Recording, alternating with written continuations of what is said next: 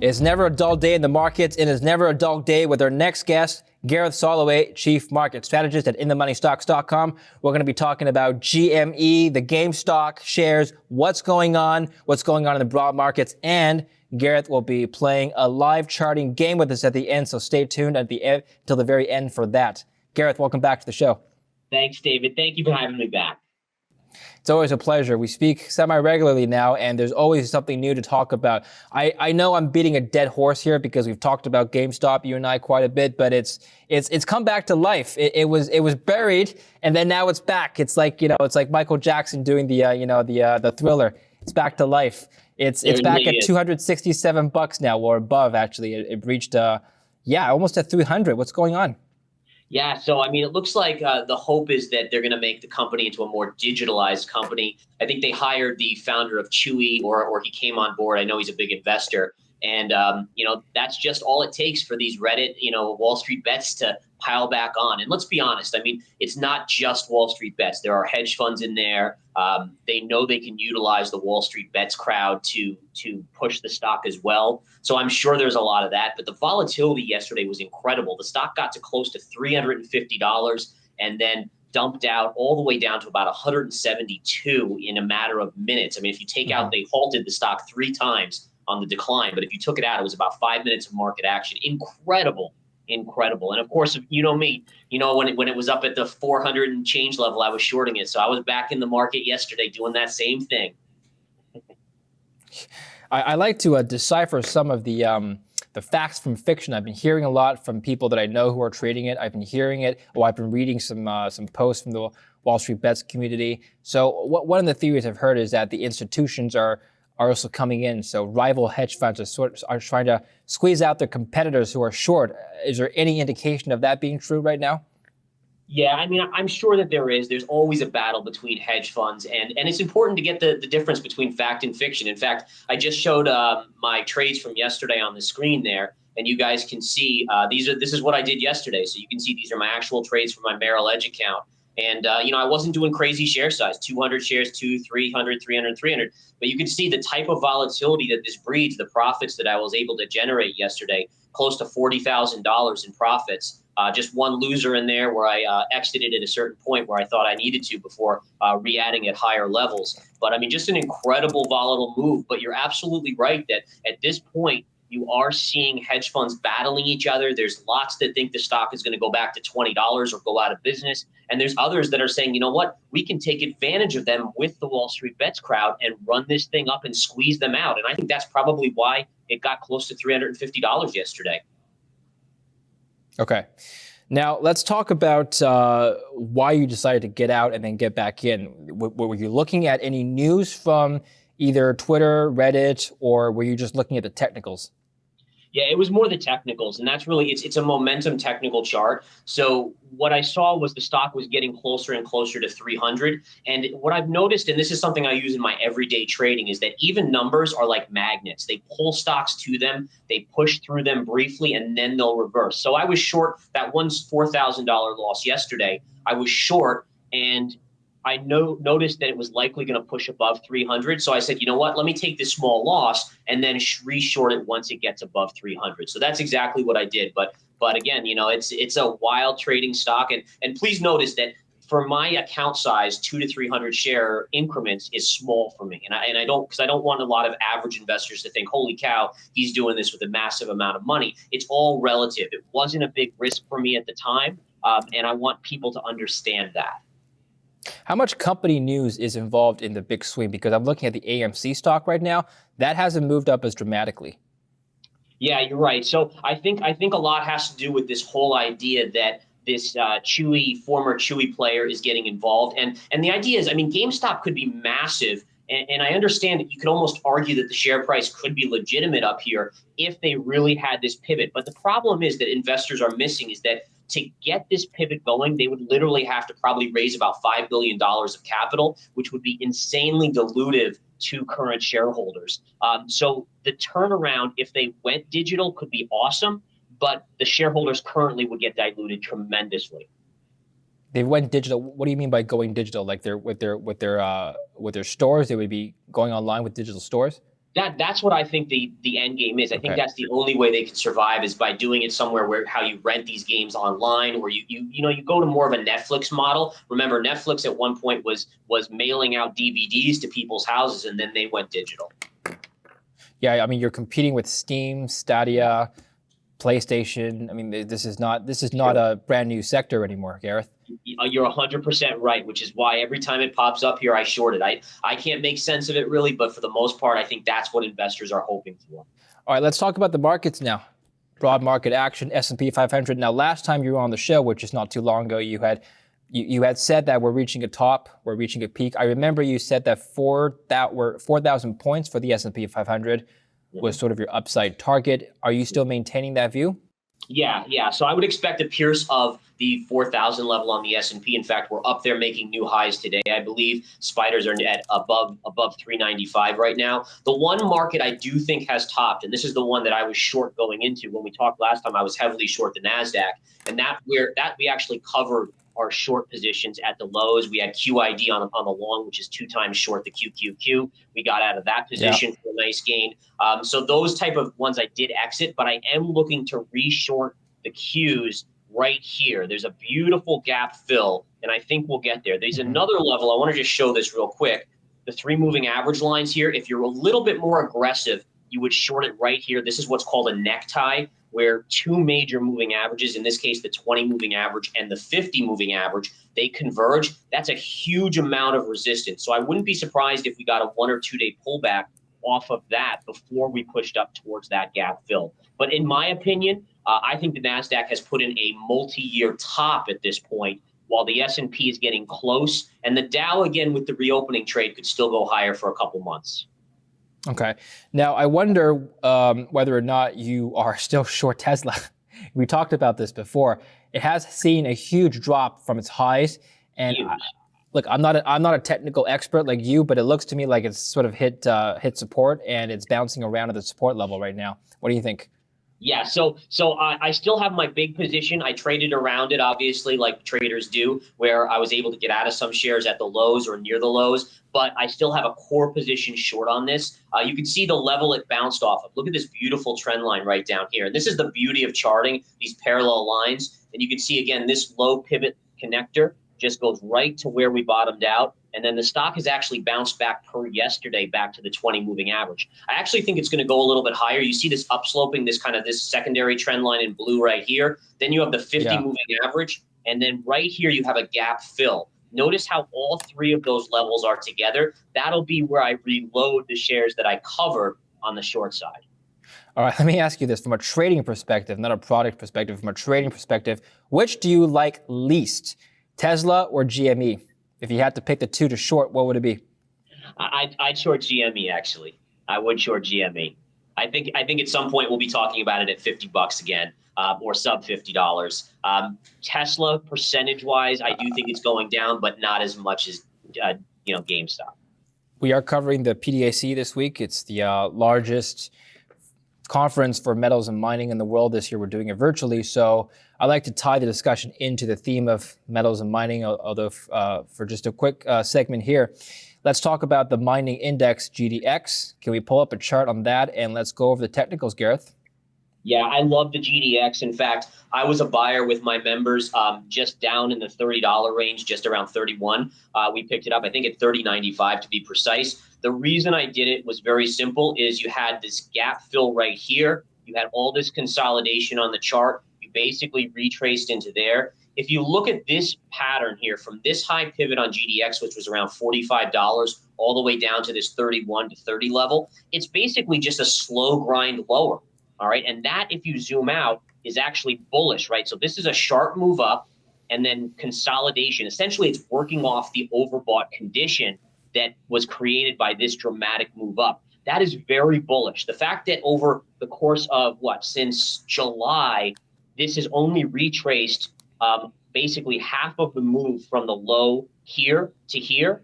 That is incredibly digestive for this ETF. And I think this is going to go much higher. I'm still in. We're up a couple dollars on this at this point, and I think it's going to go much, much higher. And in the short term, you're probably looking about $35, $36. Longer term, you should see new highs above 45. Okay. Now, I've heard that the GDX or gold mining stocks in general, they tend to lead the gold bullion in price performance. Do you think that's true? I do think it's true. I've seen this in the past, and I traded for a long, long time. And it was one of the reasons why I still continued to accumulate gold over the last week, even when I saw gold going lower. So, if you remember, I talked about how basically from the 2011 breakout, we did a 382 retrace, and then we went higher. The same kind of thing happened, or is happening, in my opinion, where we did another Fibonacci 382 retrace. Now, we did overshoot that to the downside. And a lot of people were like, oh, no, is this breaking that mantra, that 382 Fibonacci retrace? And in my opinion, is partially Bitcoin. There's a little bit due to Bitcoin, but also the fact that the miners are performing so well gave me confidence to just accumulate. And we have seen the GLD move off the lows nicely over the past couple days. Okay. Now, Gareth, let's move on to the fun part of the segment. Let's talk about you. We're going to talk about your trading history, your background, and how it is you've developed your style. And what better way to demonstrate your style than with a live charting exercise? So would you do the honors, please? Show us your screen. I know you've got the chart game pulled up. Absolutely. Once you've got your screen pulled up, I'll explain to the viewers what's going on here. So here we have a chart game. It's pure technical analysis. I played this game with a guest I had on last week. It was a lot of fun. What we do here is we have a chart in front of us. It doesn't have the ticker symbol. It doesn't have the time frame. It is not going to tell you any other information besides what you see on the screen. You can select a few technical indicators in the bottom before you begin, and all you have to do is decide to buy, short, or hold. The black boxes do nothing, so you do nothing until the next trading session. And at the end of the game, it'll tell you your return. So let's have some fun, Gareth. Wonderful, wonderful. All right, so right off the bat, and I'm going to analyze this out loud because I want people to learn from this. And listen, I could be wrong. I've been wrong before. That's no doubt. Sure. But what it looks like is the stock was oversold, started to bounce, hit this moving average, and then began to make bullish consolidation. And the last candle closed above that moving average. I don't know which moving average it is, but to me, this would be a buy chart. Let's see. Oh, looks good. Are you going to put any indicators at all, or are you good with just a moving average? How do you trade? Average. What's your style? My style is as simple as possible. All right. So all the other stuff, RSI, Bollinger Bands, that's just noise. It's just distraction. Yeah, I mean, occasionally in weird situations, I take a look at it. Like, for instance, the RSI, one of the stocks that I recently shorted just yesterday is Viacom. I love the chart. It's into major resistance. And the fact that the RSI is now above 80 gives me a lot of confidence that my analysis in terms of the technicals is correct. So stuff like that occasionally I'll look at. But for the most part, price, pattern, and time, the three factors I follow, that's it. Well, I do hear from another regular guest of mine that movements, standard deviations from the mean is very important to him. So if something moves up or down like 2-3 standard deviations, even if the fundamentals are against that particular security, it's going to mean revert. Do you agree with that thesis, that psychology? I do. In fact, I use the analogy of a pendulum very often with my traders, where when a pendulum, if you hold a pendulum, right, and you pull it all the way to one side and you let it go, it's really overbought on this side. Eventually it's going to swing all the way back and you'll see an equal-ish oversold situation. And then eventually kind of goes back and forth and you'll get moves back and forth until it kind of solidifies at its new price range. So absolutely. Okay. I won't interrupt you for a few minutes. I'll let you play the game and walk us through how you're thinking through this. All right. So I guess, again, I've never played this before, but I guess I can stay long or sell or take profits or go on to the next one. I say we stay long. Okay. Well, if you stay long, by the way, you can just press the black box. I think if you press buy again, you're buying more positions. But you can just, if you want to do nothing, you can just stay long and press the black box. Okay, gotcha. Okay, sorry about that. I didn't know that. That's okay. Yeah, you're still long right now. Okay. I can't see on the screen, but what's your P&L? Looks like down 40. Okay. So I'm going to say all right, so just on a technical basis, as long as it doesn't take out this low here of 14, I don't know what price this is, maybe 13 and change, we'll stay long. Let's see what happens. See, that's right at the bottom. Let's see if it bounces, holds there. There we go. And let's take one more. There we go. P&L up 29,000. And we'll stay long for one more. All right, we'll sell. Is there Okay. Now, I can't remember. Did you select the day trading option or the swing trading option? Swing trading is, I believe, I Okay, selected. so is it giving you a time or a date at the top? Um, Not that I'm seeing, but again, I've never done this Okay, before, so I could be okay. wrong. All right, let's continue then. All right, so if So it how looks do I like go we're to in the the next green. chart? Well, there isn't a next chart. It just Oh, it keeps going. oh, okay, okay. I see what you're saying. Oh, nice move up here. It'll move the chart along. Nothing, nothing, nothing. Let's buy it here. All right, that's a good That buy. moving average line looks like it's trending up. Is that correct? That's right. Yeah, and notice where I bought it right here off of the moving average. It kind of kissed that moving average. There we go. And back into it. So would you do Holding this in real life, Gareth? You would just do nothing for a couple trading sessions, just feel out the market? I mean, if I'm swing trading, yeah. I mean, if I so the key is it's all about what your time frame is. So as a day trader, sometimes I'm in and out of positions within minutes. Versus Yeah. swing trading, I like to let things breathe a little because I'm looking for the bigger move. So basically, just to analyze this for those of you guys that are watching at home, notice it's right on those moving averages. If it closes below, we'll exit this trade. Otherwise, you got to kind of let it roll and say, okay, well, it's still holding support here. So let's see if it can't go up. And see, now it's down. So I'll exit You see, there. now, you see, this is where you and I would say, well, we're in the green. Let's just take profits and start over. But you're writing it out. What's your psychology there? Again, is that to make us, for me, I'm looking for those bigger moves on swing trades, right? So I'm looking for the big scores of 10+%. I found that if I take too small, and this is a great lesson for us as investors, is that a lot of people are so eager to take those profits, but when they have a loss, it's going to be a bigger loss. And you can't really go by that. For me, I want to at least make 10% on a swing trade. Now, if it's a day trade, obviously that's a different game. You're buying much larger share size, taking much smaller gains. But you have to be able to look at yourself in the mirror and say, okay, well, if I'm going to make 100% a year, I don't want to lose 1,000% on the year, right? So for me, that's why I let them run. You have a day trader mindset, David, which is not a bad thing. I'm very bad at both. I'm very bad at both, which is why you're doing the trading and I'm asking you the questions. Very cool. But tell us a bit about your background while you're doing this, so we can learn about you while we see you in action. Yeah, absolutely. So I mean, one thing I love to tell investors is that I'm no different than anyone else. Is that basically I started with $10,000 to day trade with. That was it. I came from relatively humble beginnings. My parents were both teachers, and I know they were never investors. And when I decided to go into day trading, it was after, in high school, I played this, the stock market game or whatever. And it was in the late 90s. And that was when these it was kind of in the mid 90s, let's be fair. And these stocks were just going nuts. And I just fell in love with it. I fell in love with the ability to make money like by clicking a mouse button, in and out. And when I started day trading, again, I had about $10,000. I got leverage from a prop firm, and they gave me $50,000.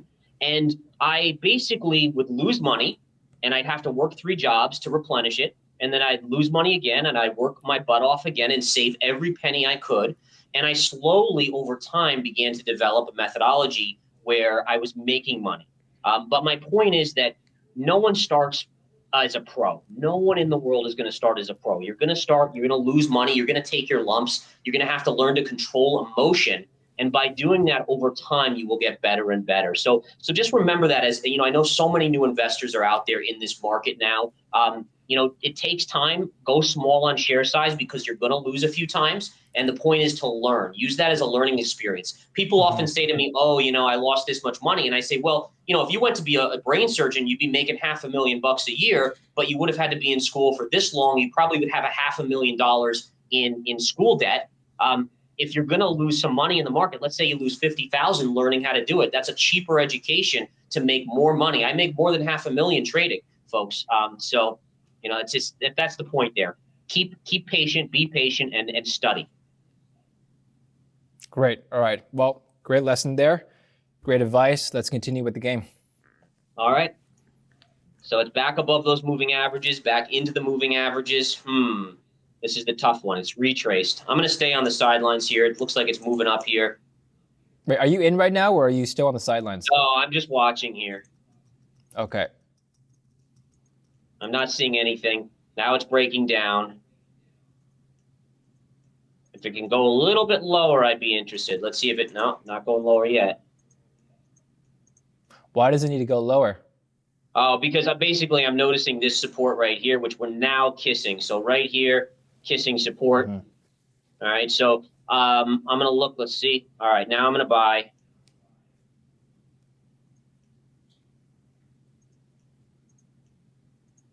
No, I don't like that. Starting to make a bear flag. In real life, you'd probably be factoring in some news as well, right? Or yeah, it's possible, right? Yeah, absolutely possible. All right, so I exited, folks, and the reason I did, all right, so this is a classic bear flag with the moving average above, and so to me, that tells me it's going to go lower, and so far, it looks like that next candle was, so that was a smart exit. Now popping back up. Now it's back above the moving averages. Now it's pushing back up. Something's going on with this company, Gareth. Yeah, man. This is a fun game, by the way. Did you? Yeah, is this your company, David? This is not my company. I remember I was first introduced to this game way back in college. I studied finance, and so in an applied investments class, we had a professor who was a very much a fundamentalist. He doesn't. I don't want to say he doesn't believe in technical analysis, but he kind of just like he doesn't understand it. And so he brought on a technical analyst just to give a sort of a contrarian opinion on how to invest, so to speak. And he introduced us to this game. It was a lot of fun. Gotcha. What are we at now? You closed the game. I just closed. How did we do? The game just ended, and I was up $5,000, 5%. Wow! Congratulations. What's your position size? I don't even know how to tell that. How do you tell that? What's the number of the? What's the number?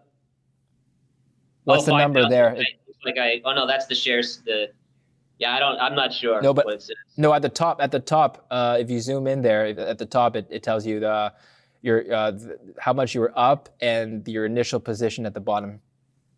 Oh, okay. It says I was up 5.14% or $5,142. My cash is $105,000 now at the end of that trade, I guess. So you started with $100,000 and you're up $5,000. Oh, good job. 5%. Very good. If I could just say one more thing about education in terms of understanding and trading, one of the biggest changes I made that made me a better profitable trade is a counterintuitive thing. And what I did was I started to buy smaller share size and leg into positions. And I started to do this because I realized that, and it was more of a humble thing. You know, once you lose a certain amount of times, you start to realize that the market is its own entity. And when I was a new trader, I came into the markets always saying, I'm going to be right. This is the level to buy. And I put the whole position on, 1,000 shares of XYZ, whatever it may be. And sometimes I'd be right. And then sometimes I would get smoked. And what I found is by learning to be humble with the market and legging in, like starting with 200 shares. And then if it comes down a little bit more, adding 200 shares, you become a better trader. And it's been one of the best successful things that we have done as traders here at InTheMoneyStocks.com. Our traders love doing this. For instance, we had GE today as a day trade, and we got in and it went a little bit lower. We got in, went a little bit lower, and we got in a little bit more, accumulating a full position with a great average. And ultimately, that's the way I have found is a smart way to make better money. It's kind of counterintuitive because you think, oh, I'm starting with a smaller share size. But remember, be humble with the market. Understand that levels can get pierced both sides when you're trading technicals. And by legging in, you'll do much, much better. All right, Gareth, I know I can talk to you all day, but I know you got to go. So I'll let you go for now, and I'll see you next time. Thank you very much for coming in today. Thanks so much, David. And let's play this again next time. Let's play it again. We'll see if we can make more than 5%. That was already very good, but we'll see if we can do better. Every time I got to beat it, or there's got to be a penalty. How about that? But you can't practice at home because that would be cheating. No practicing. No. I won't even go to the website again until we meet again. All right. Thank you for watching Kitco News. I'm David Lin. Stay tuned for more coverage.